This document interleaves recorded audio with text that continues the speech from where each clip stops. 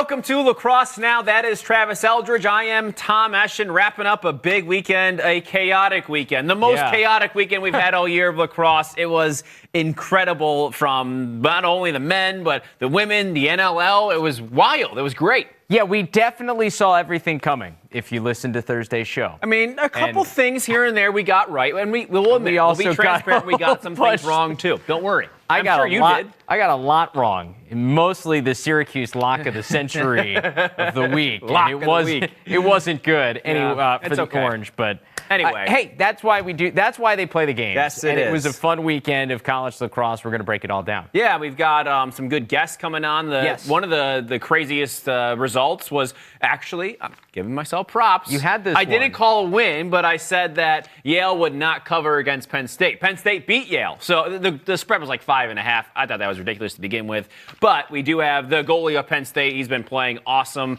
Aleric Fyock, who was really good once again. Yeah, 21 saves from him. He joins us coming up later in the show. Also, Kat Berry from Duke off to a great start in her grad student year. The Blue Devils off to a hot start. They got Syracuse coming up this weekend, so we'll catch up with her and some NLL Power Rankings to finish the show. Yeah, that's exciting. So all that's coming up, but we're going to start in the men's game. And Tom, I was doing an exercise. I was listening to a podcast during my run the other day, and I was listening to the NBA stuff, and I started thinking of these NBA teams, and it got me to thinking about some of the college lacrosse teams we have, and there honestly are some really interesting comparisons to where NBA teams are this year compared to last year, and where we see some of these college lacrosse teams where they are this year compared to where they were last year. And so I thought, let's do some comparisons. So here we go. NCAA Men versus NBA team comparisons. How long was the run?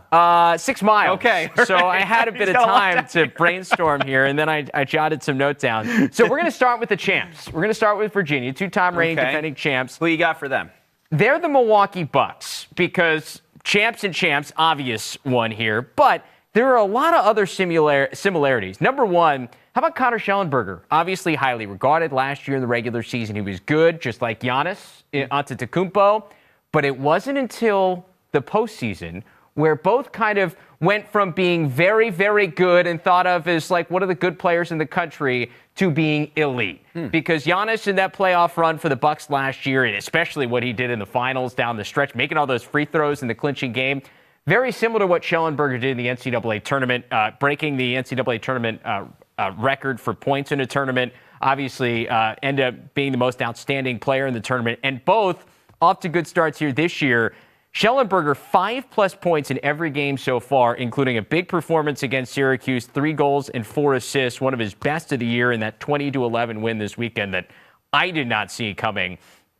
But I think the similarity here this year is, though, Virginia's not the number one team. Correct. Despite the fact that they've held serve, destroy Syracuse, and it's still Maryland and some other teams. Georgetown getting a lot of recognition, deservedly so.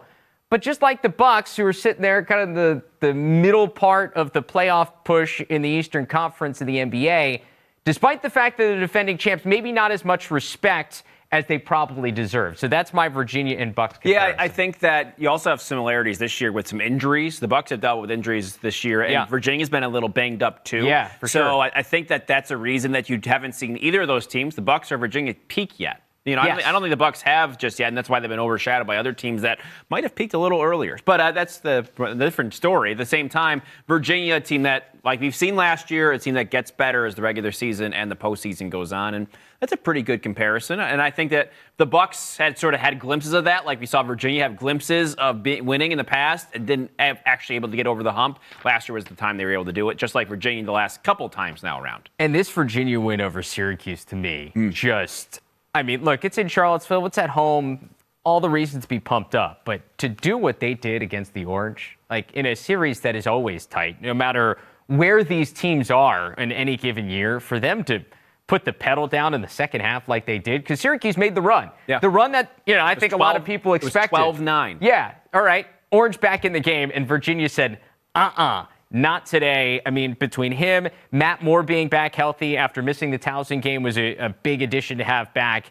And, I mean, this team is they've got guys and guys and guys in the midfield that are contributing. And I think the depth, Lars Tiffany had mentioned that at heading into that Towson game when I spoke to him, the depth they have is maybe what will set this Virginia team apart from maybe a couple of the other teams, because their number of players that can contribute in that midfield especially is a large number. They're going 7-8 deep. And you need experience, too, to go along with that. I mean, anybody have a lot of talent, but if you have experience winning in big games, then that's exactly how you get the job done at the end of the year. For sure. All right, what's next? All right, next up, I'm going to stick with a team that was in the championship last year, Maryland. And they're the Phoenix Suns. Once again, obvious considering what happened at the end of the year. Suns get to the finals, ended up losing to Milwaukee. I think Maryland loses to Virginia in the championship game.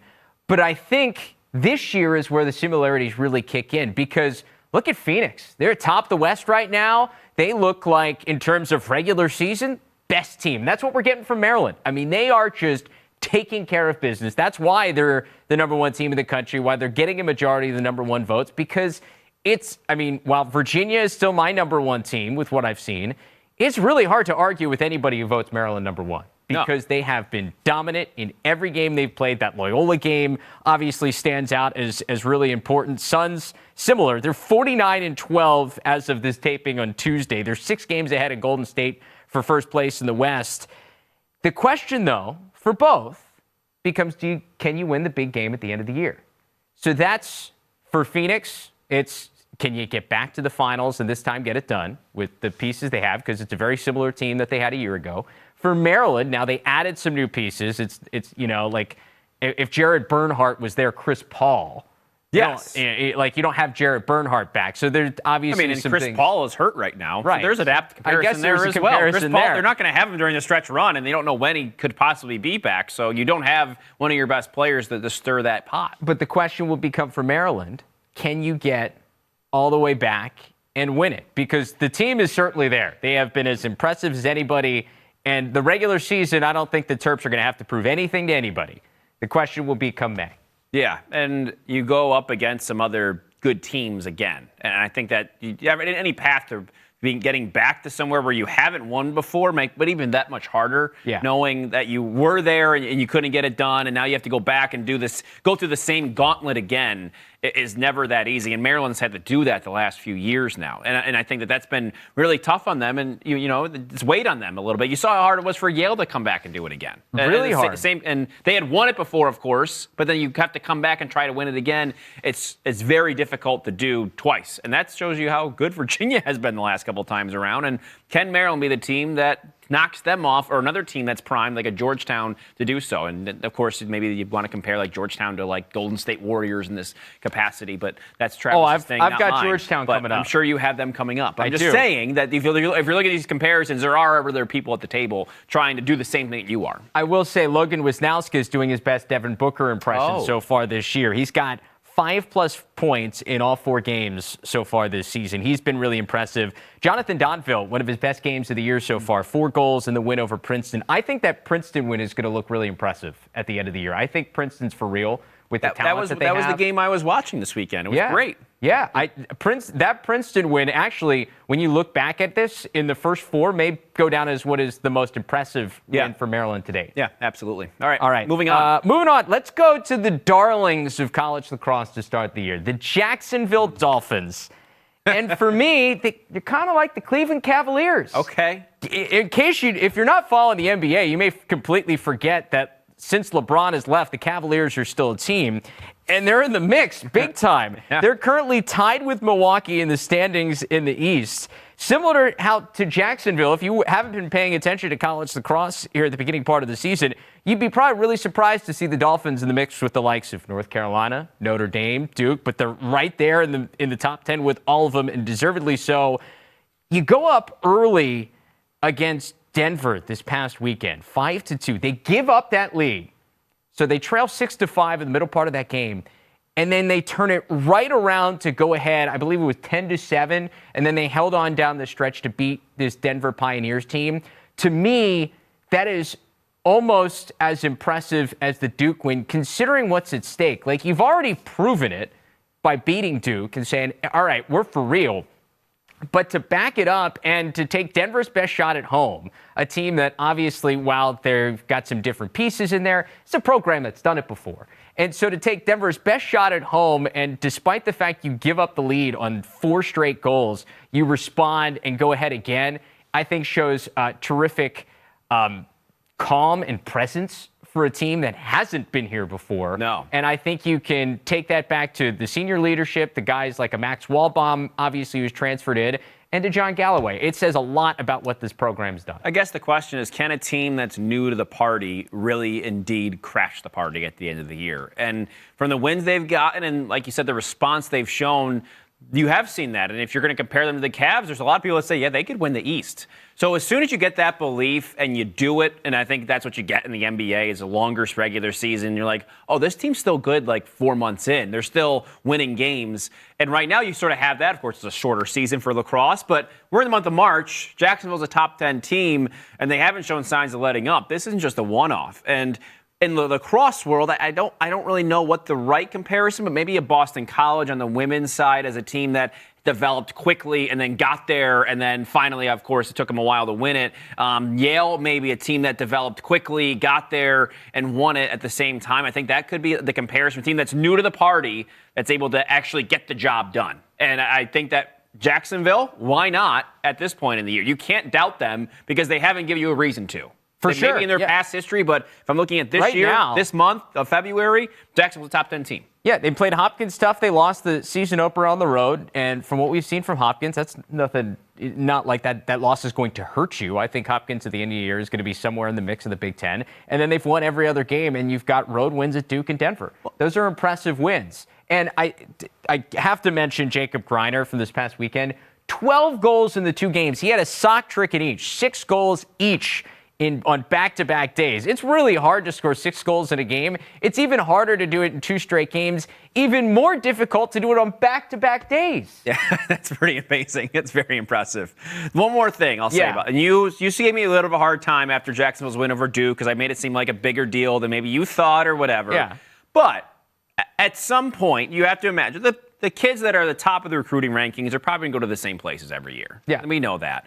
But as the game and the sport grows and goes beyond the traditional hotbeds, you have to hope that examples like Jacksonville will continue on because the talent pool is bigger. So the difference between the top and those middle tiers and whoever the talent might be, you'd hope it's a little more spread out because the difference from the top to the bottom, there's more in the middle. You know what I mean about all that? Well, so you have to hope that this can happen at places like Jacksonville that are still getting really talented lacrosse players over time, and that they can be an example and maybe be a trailblazer here that this can happen for anyone at any time. Well, and I think you see how they've used the transfer portal. It's the perfect example because if a guy contributes somewhere but loses that job, being able to be at Jacksonville and say, hey, you know what? Maybe going to North Carolina, like look at their goalie in Luke Milliken. Mm-hmm. If going to North Carolina didn't really work out and you're still a great lacrosse player, come here, we're not going to give you anything, but earn your way onto the field like he has, and look what he's doing. He's showing up and having a terrific start to the year. Scored a goal this weekend.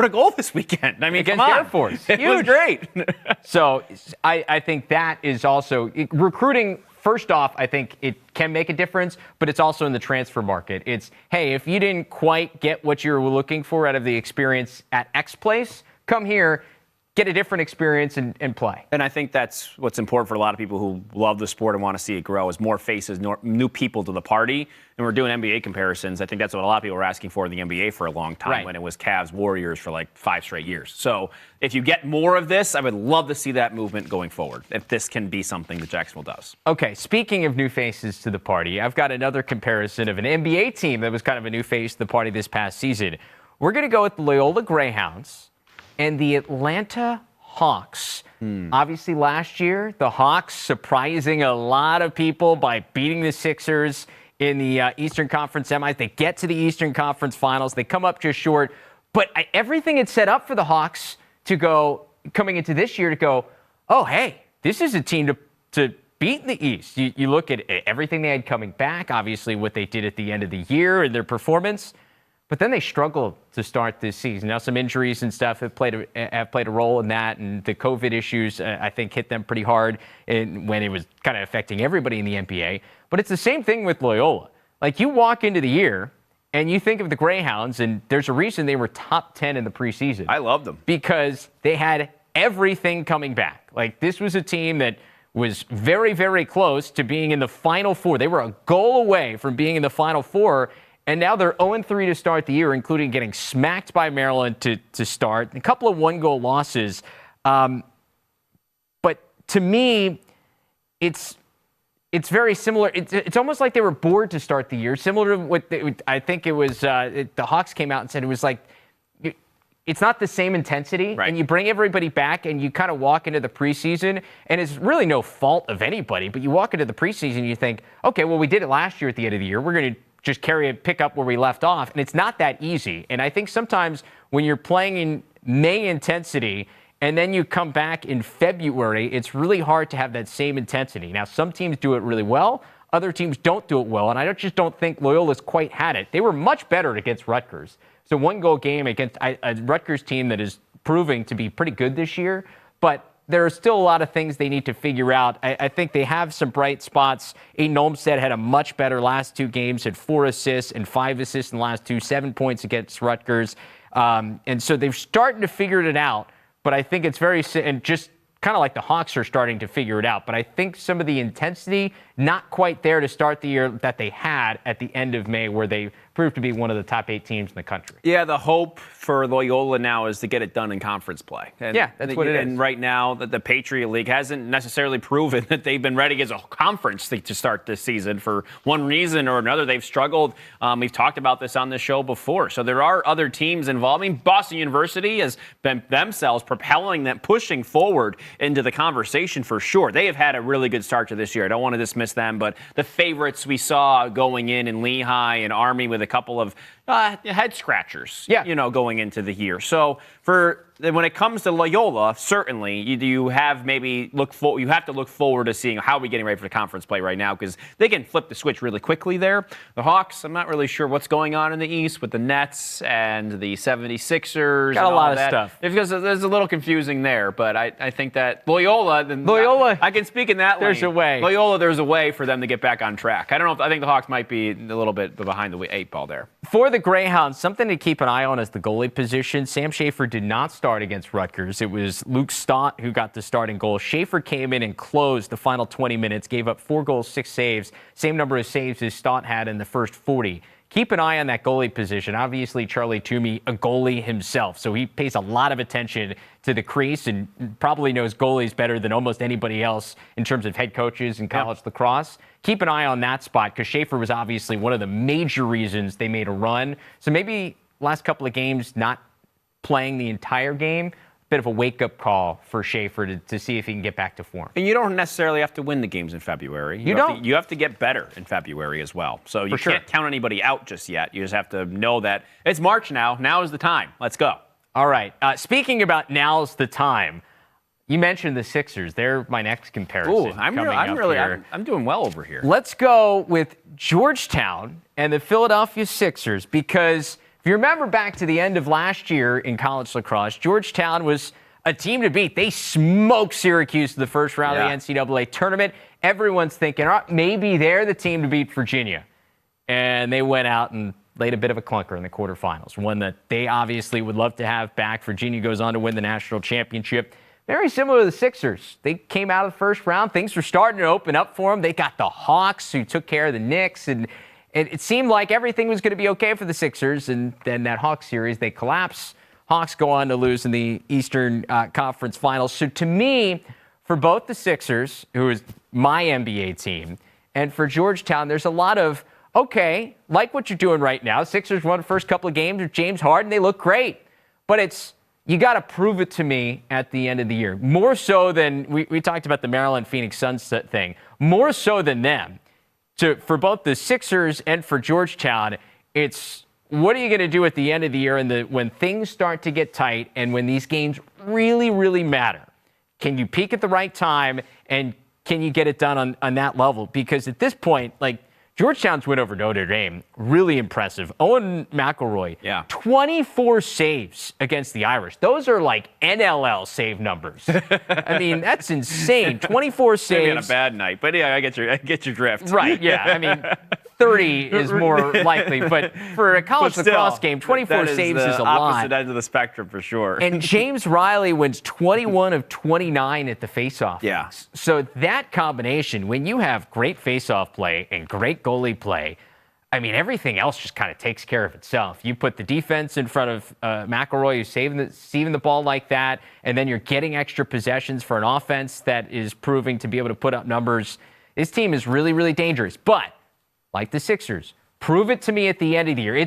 I'm cautiously optimistic about this Georgetown team that they are a legit top 3 national championship contender. But until they get to championship weekend, there is still this thing in the back of my mind that says, let's wait and see. I don't know.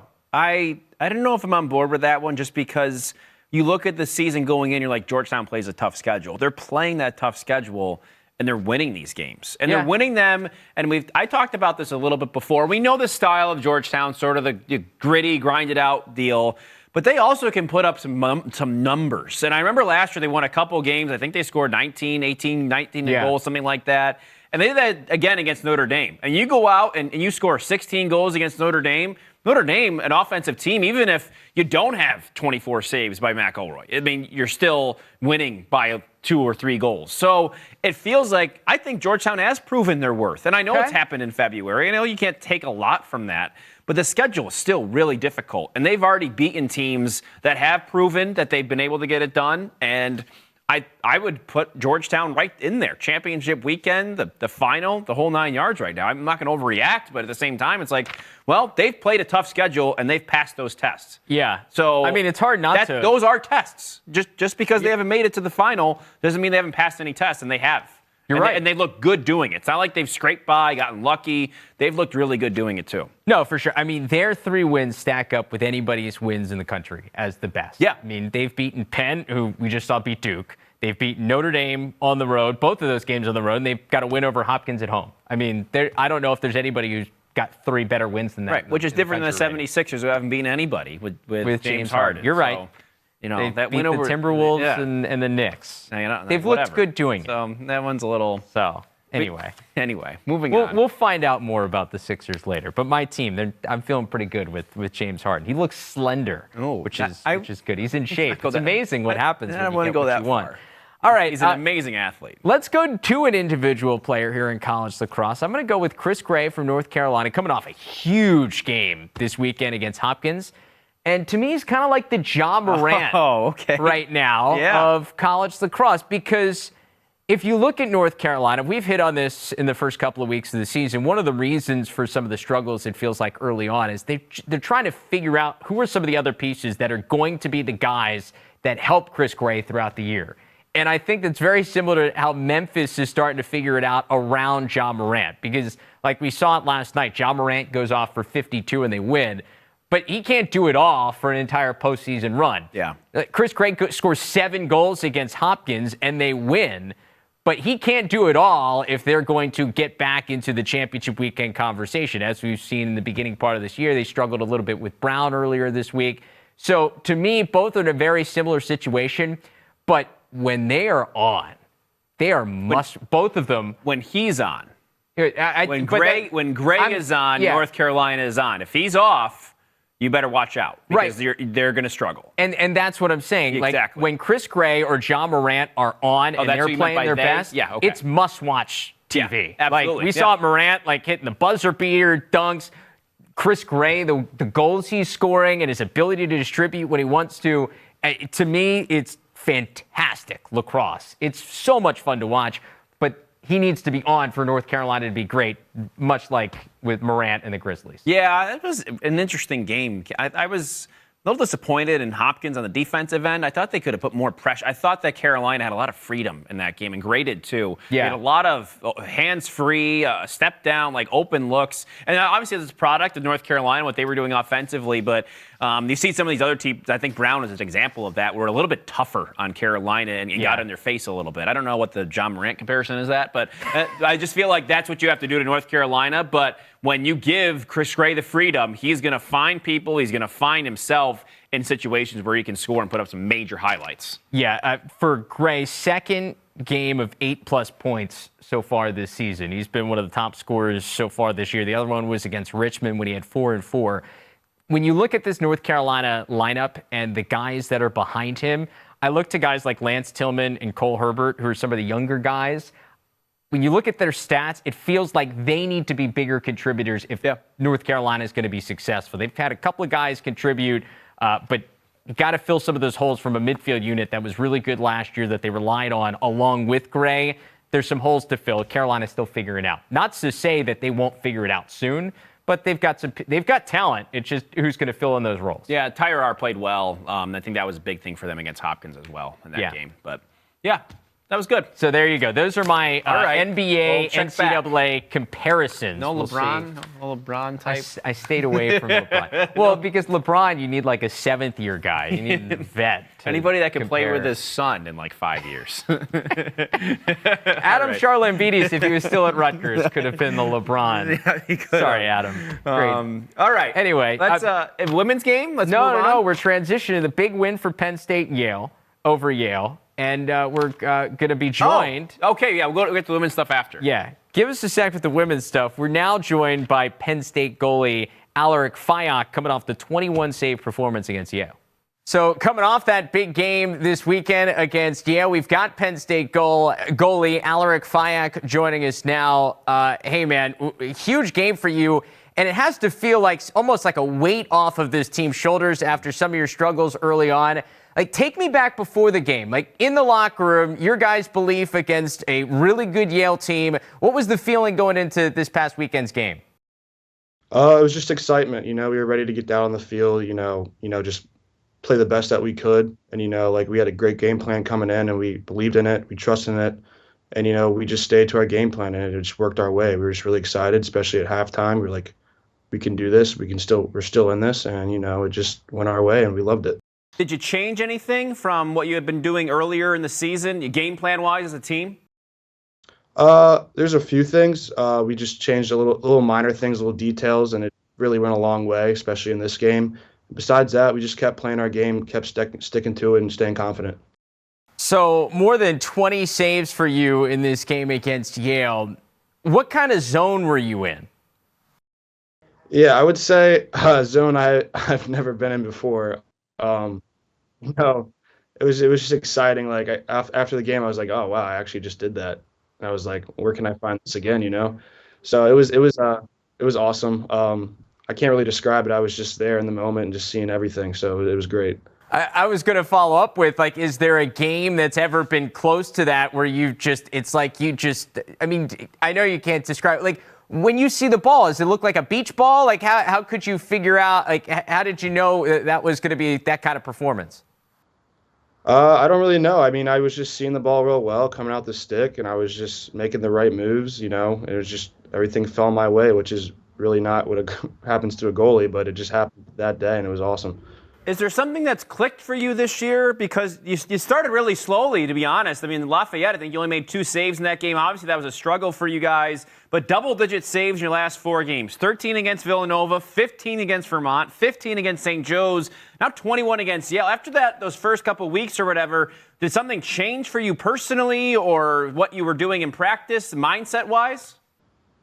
No, I just stuck to it. Obviously the Lafayette game was a rough game for me personally, and I just went back to work and kept trying to get better. And, I just felt like that's what happened. I got better, and like you said, over those 4 games, a lot more saves than I did that Lafayette game, and I just kept, building off that momentum. So it was great. Obviously, you go to Penn State, and you know that there are expectations, especially after what the program's done the last couple of years. And you struggle a bit early on. What does this Yale win do for you guys in terms of just belief in the locker room, knowing you've got plenty more tests like it coming up here down the stretch? Yeah, it really puts things into perspective. Like, we really got to take each game one at a time, focus on our opponent and not get ahead of ourselves. And, and when we do that, we can stick with these teams that are, that are ranked higher than us, who are supposed to be better than us. And, we have a fighting chance. I think I read a couple of articles where it talked about your brother Caleb and how excited he has been for you in the past. And you made that great debut game against Ohio State last year. And a goalie family. Take us inside that dynamic with your father and Caleb. I know your mother's a big lacrosse fan. What's it like kind of living that life? Yeah, it's great, but there's also a lot of competition, between me and my brother. And, we compete in everything, whether that's goalie or, playing other sports, video games, whatever it is. So it's very competitive, but at the end of the day, we all love each other. We just hope we all do the best and, no matter what team we're on. So it's really competitive. It's awesome. Was there ever a thought of being anything other than a goalie? Or was that just it? You get a lacrosse stick and it wasn't a normal one. It was a goalie stick. Yeah, at a young age, I played midfield and I was not good at it. So they put me at goalie, and I just stuck with it. I liked it. So here I am today. When you're home, do you shoot on each other? Or how does that work when you practice, with your dad and your brother and everything like that? Yeah, so, I was fortunate enough to go to a pretty good high school. I have a lot of friends there who play Division I, Division II lacrosse. And, we just have a big group chat, text, and we all get together and shoot, just have a good time at the end of the day. So that's where I get most of my stuff done when I'm not here on campus at home. And my dad helps me out a lot. He coaches me. He's a goalie coach at my brother's high school as well. And, he's been great for a man who has not played lacrosse ever. He's a great goalie coach. He's learned a lot, and he knows what he's talking about. So I go to him for a lot of help as well.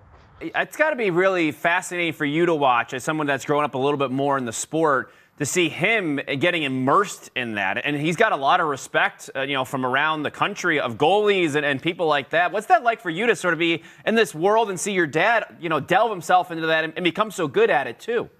I think it's amazing. I've never seen something like that before, and to see it firsthand is just crazy. He's come, from watching us play, as small kids, and now he's on the sidelines coaching, and he's a credited person. He knows what he's talking about. It's just awesome to see where he's come from, and me and my brother's journey with him. And so, it's just amazing, something I'll never forget. Bring up your brother, committed to Ohio State in 2023 here. I believe his social media nickname is Big Tasty. He's 6'1", 265, big guy. What was your reaction when you found out that was what he was known as? Well, he's been called that since he was young. Really, Big Tasty. He's always been the biggest guy on the field. He always shows a lot of character. He just attracts attention, and it's the right attention. Sometimes it could be the wrong attention, but it's usually always the right attention. So, yeah, he's a great kid. He brings the energy, and he's a fun person to be around. How do you let him commit to Ohio State when you're at Penn State, man? That is the cardinal rule. No. Yeah, you're gonna talk to my parents about that one. I took a step back on that. But I'm happy for him. Wherever he lands, I'll support him no matter what. But you do seem like different people, right? Where different places would probably attract you guys in a different way, I'd imagine. Yeah, and maybe Ohio State was probably the best fit for him, just outside lacrosse as well, and Penn State was the best fit for me. So no complaints on this side. I'm happy for him, and whatever happens, happens. Speaking of Big Tasty, you got a great creamery there on campus. What's your go-to flavor ice cream there at the creamery at Penn State? I like the Death by Chocolate. It's really chocolatey, really rich. I can eat it all day, but I try to stay away from it. Yeah, I was going to say, how many trips a week are we talking about?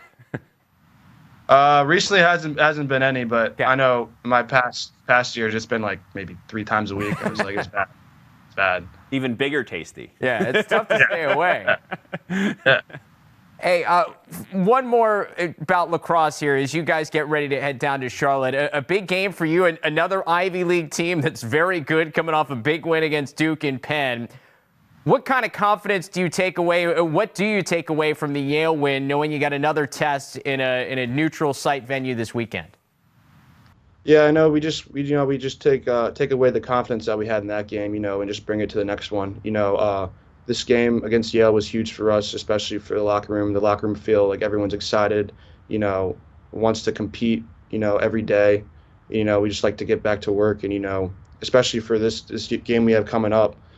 we're putting in the same amount of work we put in for Yale and maybe even more. We're just excited to get back out there and compete and, hopefully come out with a win.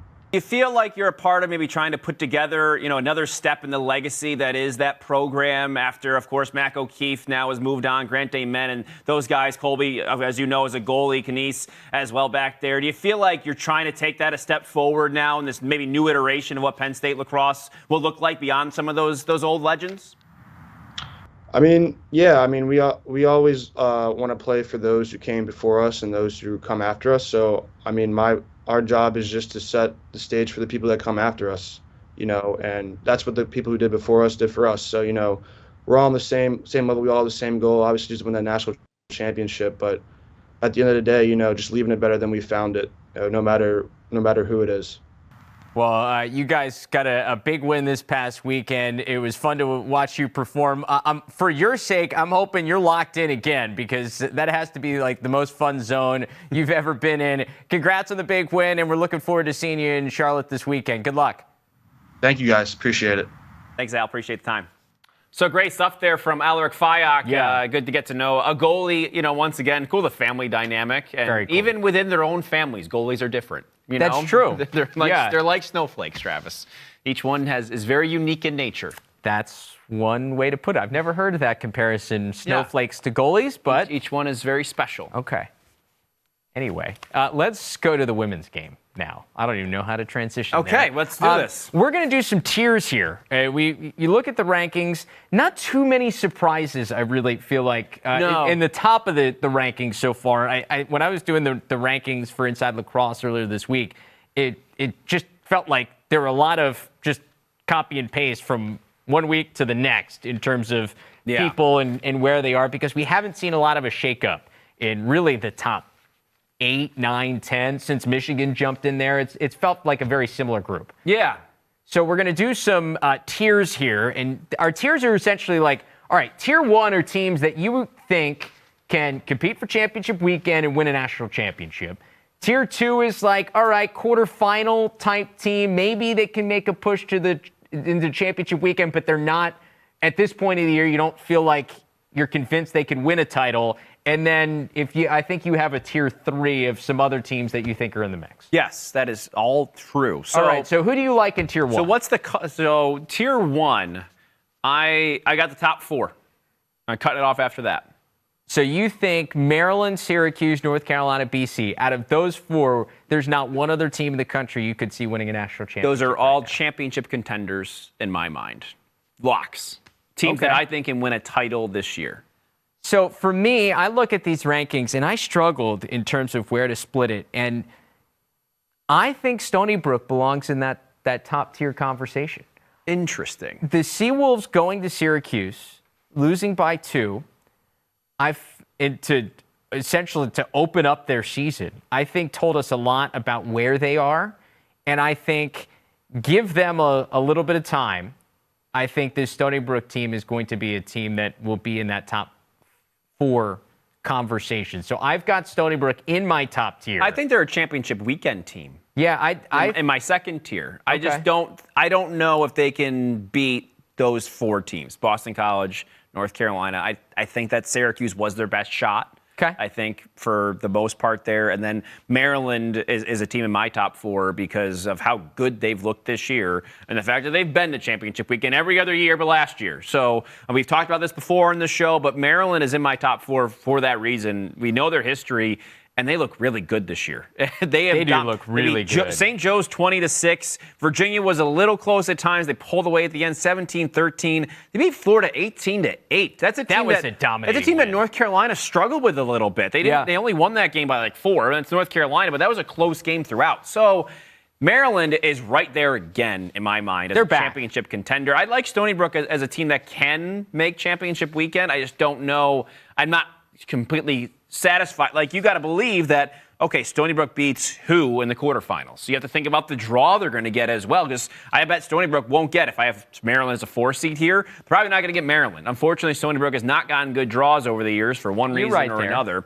So you're playing, if you're Stony Brook, a team like probably North Carolina or Boston College, depending on where everyone fits in that situation. Okay, that's to get to the Final Four. Yeah, no, I think that's a difficult thing. To me, how they competed against Syracuse and what I've seen from them, I feel like is a team that on any given day could beat a Syracuse or a Maryland. I don't know if their talent quite stacks up to North Carolina and Boston College. If you're splitting up the tiers, I think especially from what we've seen so far, maybe BC and North Carolina are in a tier of all of their own, like the top tier of tier 1. But I think when you include Syracuse and you include Maryland, I think Stony Brook has done enough in terms of just what they've done over the last stretch of time. I think they're in that conversation of that next little group that is in the championship weekend. So they are in that top tier for you. Yeah. How many teams do you have in your top tier? 5. They're the fifth top team? 5. They're the top fifth team in my top Okay, tier. they're the top 5. Yeah. All right, so let's go from there to the second tier. Okay. So you'd have after Stony Brook. I have Northwestern in that. Yep. Duke. I like Loyola as well. Okay. I think that Loyola, they've got a lot of experience this year. They're 9th in the country right now. They beat Johns Hopkins 14-5. They beat Towson 13-11, a tough Towson team rivalry there. They got Rosenzweig and Fielder back, Caitlin Larson, a graduate goalie.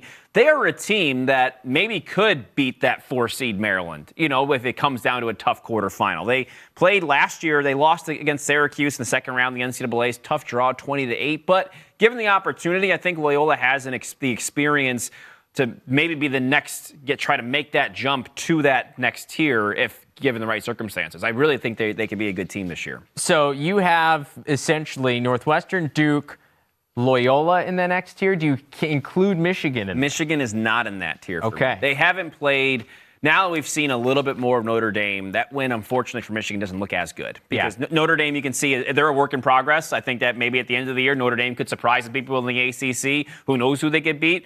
But in that point, at this part of the season, the Michigan win over Notre Dame, for me, doesn't look as good anymore. That's just the way it is. And other than that, they haven't played a great schedule. Right. So until Michigan starts getting into the meat part of their Big Ten, then maybe we'll find out more about them. And hopefully we will. I had that written down, too. That Notre Dame win that looked really impressive when it happened, and one of the reasons they are number 8 in the country right now. It doesn't look quite as good, though Notre Dame competed against Syracuse really well this past weekend.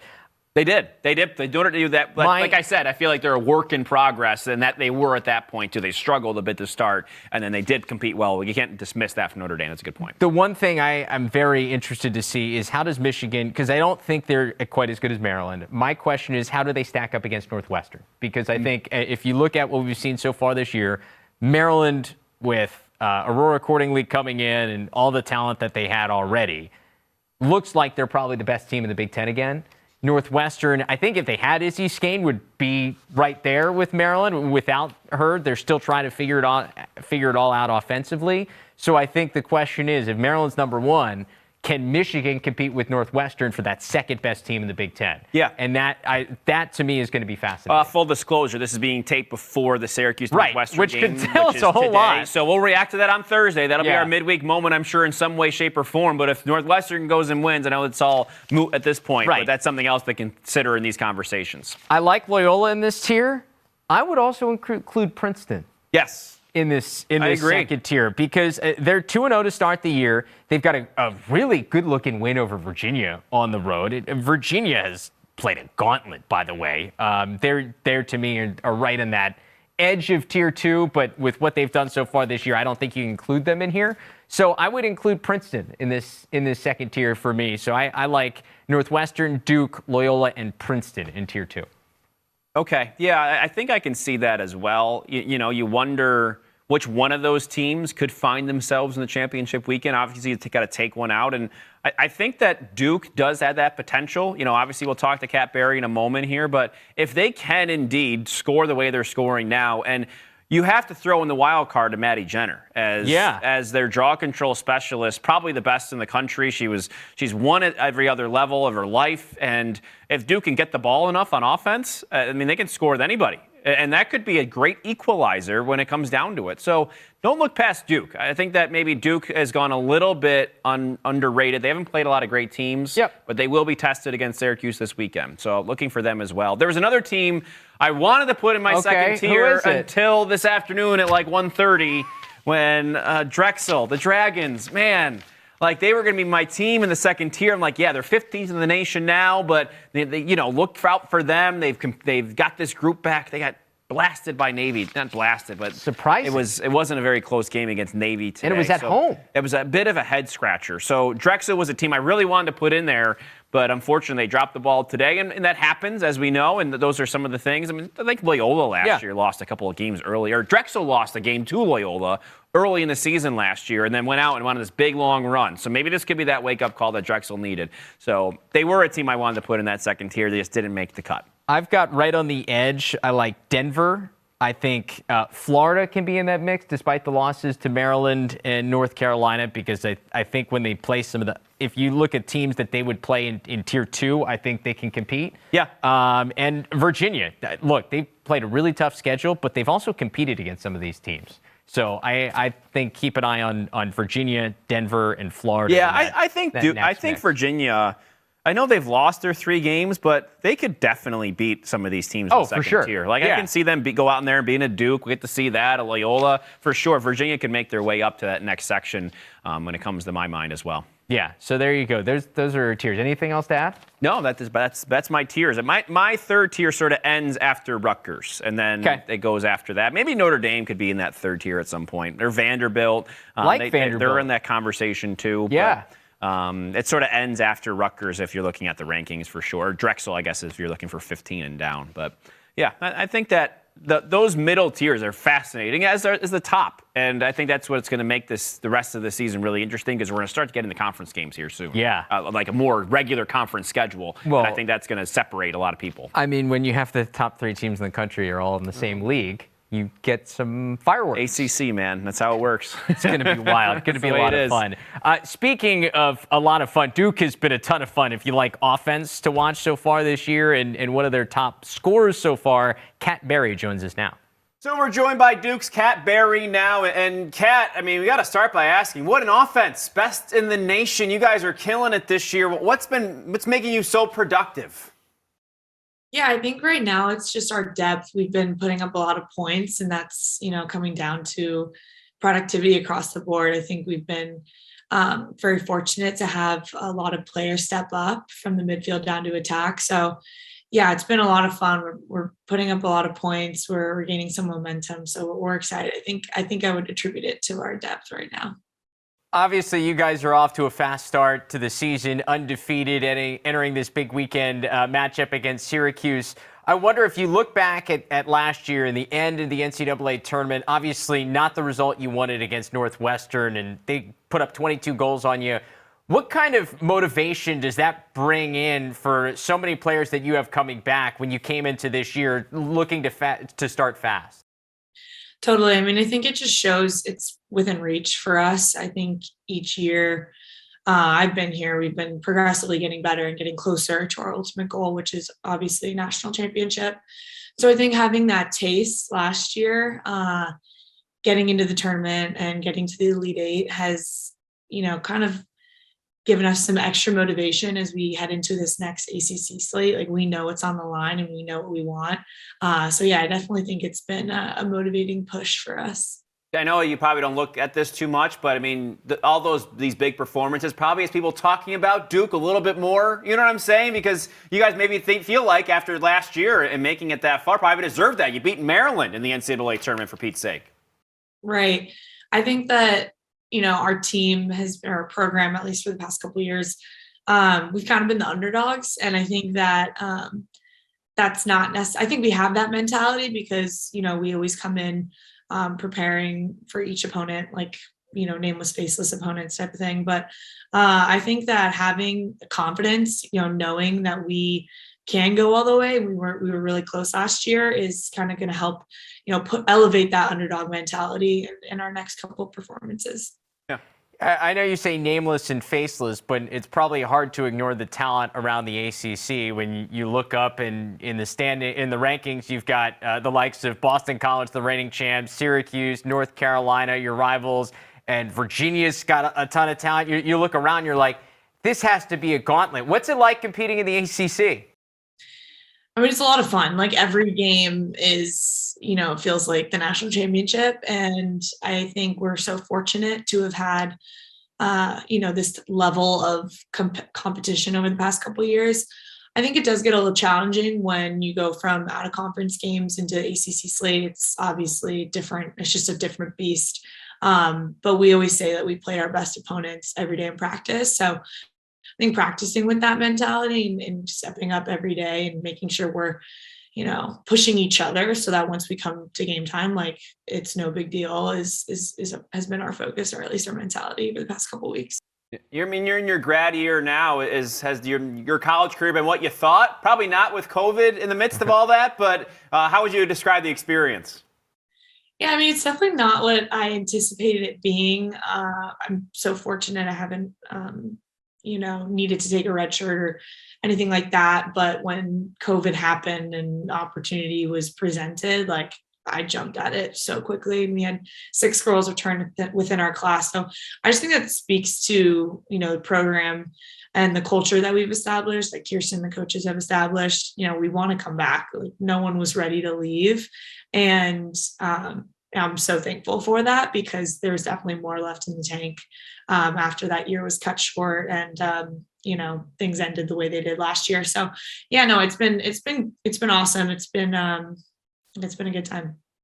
Speaking of experience, this is there's a buzz on campus because it's the final game for Coach K at Cameron Indoor coming up this weekend against North Carolina.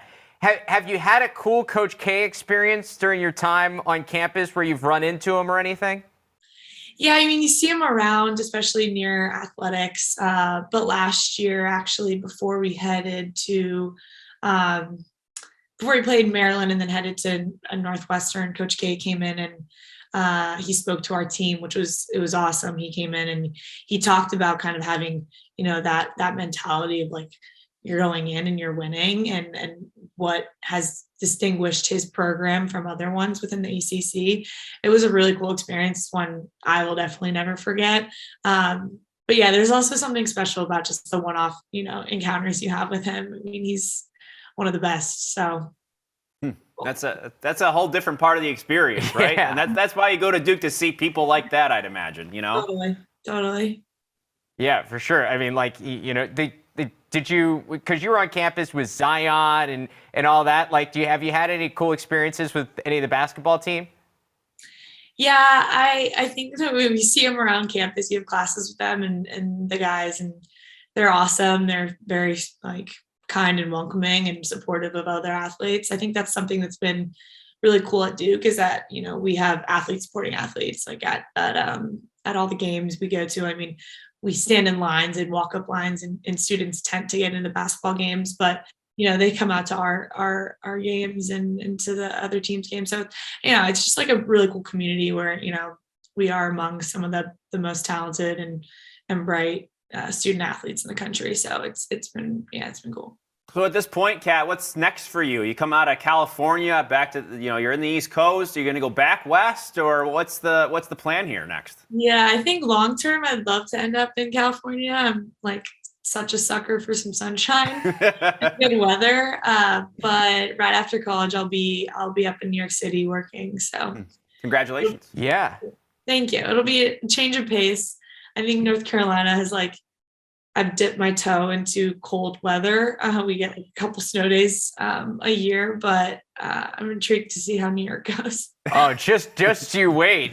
You're in for a whole new experience. I mean, it won't be. I mean, you're playing a tough team, but the dome will be nice and warm. So, I mean, up in Syracuse this weekend, at the very least. Outside, maybe not. So, bring a coat.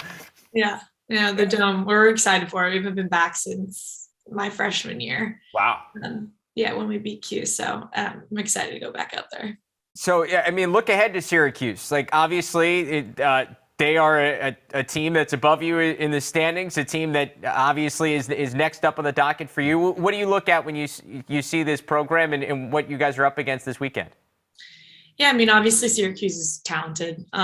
They have a really strong team, well coached, well led, and there's a lot of respect going on there. Like, we're preparing very hard for them, but at the same time, like, we can only focus on ourselves and what's within our own control. And so, just sticking to the Duke brand of lacrosse that we've been playing the past 6 games, we think will kind of be enough to get us the outcome we're looking for this weekend. Yeah, probably a little more energy, I guess, now that you're going into the ACC again, like you said. There's excitement, obviously. We kind of finished the first third of our season and heading into the back 2/3. We have some pretty intense competition between ACC, some of our outer conference games against Penn and stuff like that. So we're there's an added element of excitement and energy going into these next couple weeks. So I'll finish up with this. You mentioned being in North Carolina was a different experience. Your brother Finn also went to North Carolina, playing at High Point. How much did that make going to Duke for you a little bit easier? Yeah, I mean, so Finn, he was actually down in South Carolina at Men, but it was just funny that we both ended up in the Carolinas from California. I think seeing him do it, I've always just looked up to him. I've always wanted to do exactly what Finn did. I followed him. So we're from Napa, but we both went to high school in San Francisco. So we commuted about an hour and a half in, 2 hours home every day.